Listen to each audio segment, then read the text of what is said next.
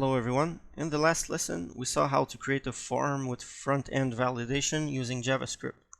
In this video, we're going to start looking at the PHP language, which is called a server-side language.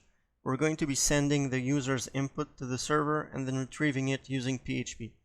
We'll then be able to send some HTML to the client, that is the website visitor, according to the information entered. The first step is to set up a local environment where we can actually use PHP. Since this is a server-side language, we can't simply create a PHP file and run it the same way we've been doing with HTML. The PHP file needs to reside on a remote server. This can be a web host in the case of a website that has been published online, or it can be a virtual server that we install locally, which is what we'll do in this lesson. Please note that having a local environment is useful in all cases, even if you have a live website, because it allows you to develop locally and make sure that everything is working correctly before actually uploading your content to your web host. We'll be using a platform called WAMP Server, which you can download from wampserver.com. Click on Download, and then WAMP Server 64 bits. You can go ahead and click the link on top to access your file. Wait for the file to download, then you can start installing. The process is pretty straightforward. However, I included a link to a tutorial in the description below in case that is needed. Once you have WAMP installed, your websites will go in C WAMP64 www. You can create a folder for your website and start creating your files inside that folder. Here we have one for this lesson. A website typically always has an index file like the index.html that we see here. It's the one that is opened by default when browsing to that folder. In order to open this page, we're going to use the web browser and type localhost.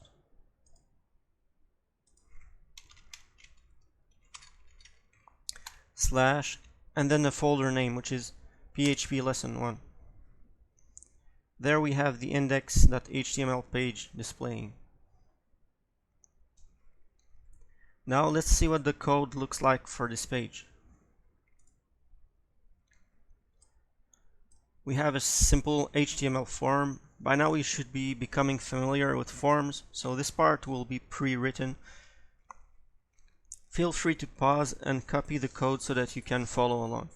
We have a form with a name and an age, and along with some basic validation. We want the name field to not be empty and the age to contain a number. Once we pass the front-end validation, the form is sent using the properties action and method. We'll use the get method for the time being. Later we'll see the other method, post, and the difference between the two. Basically, post is used when sending more sensitive information or when submitting bigger forms. The action property points to the PHP file that we want to use to retrieve the form information. Since the file is in the same folder, we can simply type the file name welcome.php. If our form didn't have validation, we could have used input type equals submit. But since we're calling a validation function, we're going with type button and calling the function using onClick equals validate form.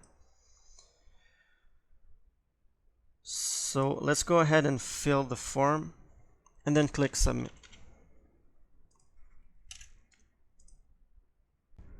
For now, the PHP file only contains some dummy HTML, but we can see in the URL that we have the name and age that we entered.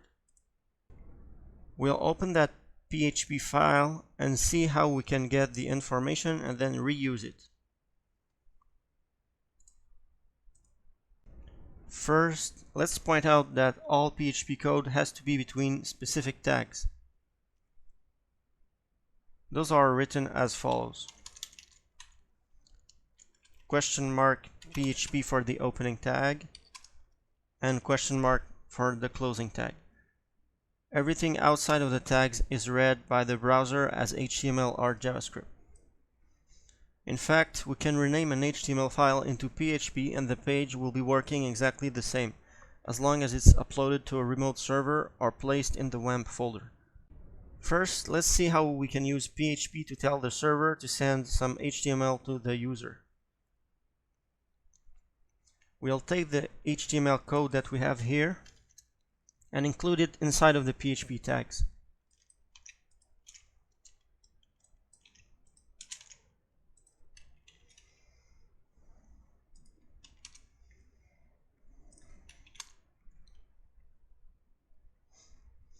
Then we use a function called echo, which sends HTML content to the client. The HTML code is used as an argument for the echo function, and it needs to be put between quotation marks because it's a piece of text. Let's go back to the browser and refresh. Everything is working. Let's change the HTML code to demonstrate that it's now being managed by the PHP code.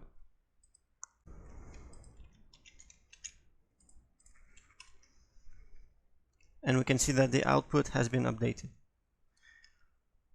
Next step will be to retrieve the name and age and use them in the code. We'll be fetching the values and putting them inside of variables. In PHP, variables use the $sign prefix. $name equals. The form information is contained in a variable called get. Since get is an array, i.e. it contains more than one value, we need to specify the name inside of brackets.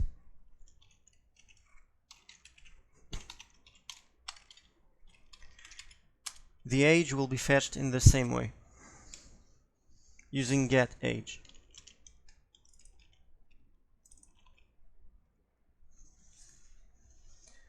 The quotation marks here can be either apostrophes or double quotes. Now that we have the form data inside of variables, we can use those variables inside of our echo to display their values to the user. We'll be addressing the user by his or her name,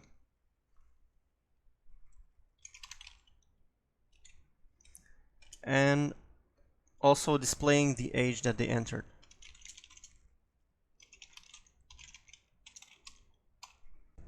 Please note that here we need to use double quotes so that PHP replaces the variables by their respective values. Let's refresh. And now we can see that the text includes the name and the age. To make it more interesting, we can create a condition and choose an avatar for the user depending on his age.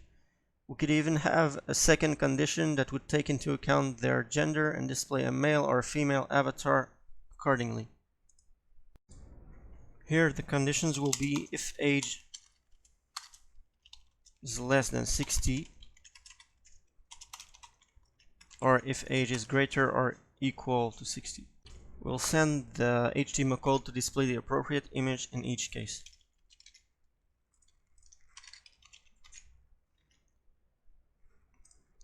Let's now test different ages and see the result. If the age is less than 60, then we have a young man avatar. If the age is greater or equal to 60, then we end up with an old man avatar. PHP is a complete programming language in the same way as JavaScript, so the same principles apply. We have the ability to create variables, conditions, and loops, just like the ones we saw in the lessons on JavaScript. The possibilities are endless. We can customize the website's content for every single user. This is why a website developed in PHP is called dynamic, because the content changes depending on different factors.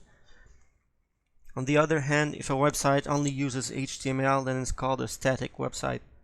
Please note that we have the ability to echo not only HTML but also JavaScript. So for example, if we echo script tags containing an alert, say for example welcome name, then upon loading the page we'll see the alert show up.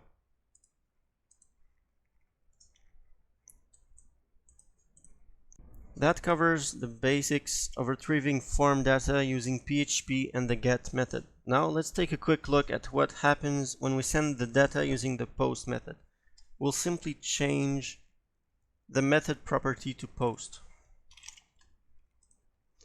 To retrieve data, we simply use the post variable instead of get.